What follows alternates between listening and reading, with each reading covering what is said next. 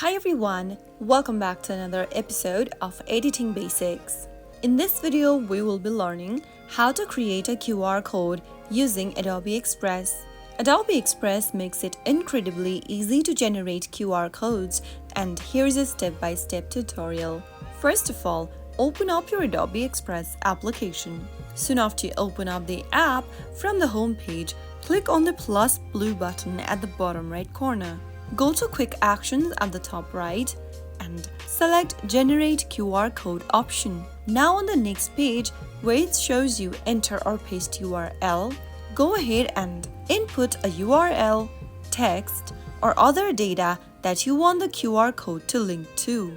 This could be a website, social media profile, or any other online content. After you type in the URL, customize your QR code by choosing the style, color, and file format option.